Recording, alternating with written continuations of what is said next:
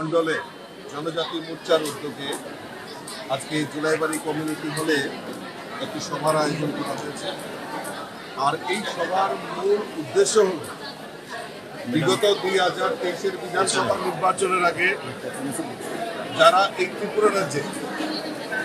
বিরোধী দল হিসাবে একত্রিত হয়ে ভারতীয় জনতা পার্টির বিরুদ্ধে লড়াই করেছিলেন, তাদের প্রতি আস্থা হারিয়ে কংগ্রেস এবং সিপিএম থেকে আজকে প্রায় 276 পরিবারের প্রায় 700-র উপর ভোটার আমাদের ভারতীয় জনতা পার্টিতে যোগদান করেছেন। আমি তাদেরকে স্বাগত জানাচ্ছি এবং তারা বুঝতে পারছেন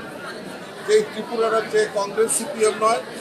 একমাত্র ভারতীয় জনতা পার্টির নেতৃত্বে সরকার মানুষের জন্য, সমাজের প্রত্যেকটা অংশের মানুষের জন্য,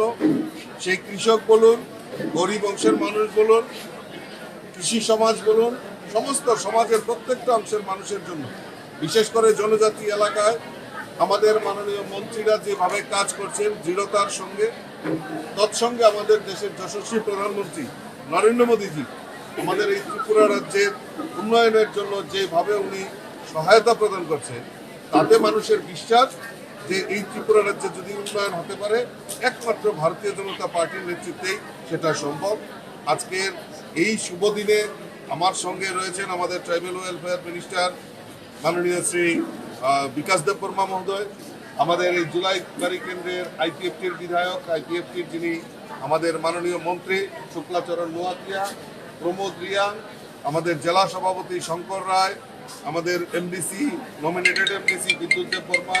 থেকে শুরু করে সকল নেতৃত্বরা এখানে উপস্থিত রয়েছেন এবং যারা নবাগতরা আমাদের দলে অংশগ্রহণ করেছেন তার সকলকে আমি আন্তরিকভাবে অভিনন্দন এবং শুভেচ্ছা জানাচ্ছি। কোন মন্ডলে যোগদান? জুলাইবাড়ি মন্ডল। কোন কোন পার্টি থেকে তারা কংগ্রেস এবং সিপিএম থেকে মূলত আমাদের এই পার্টিতে আসে।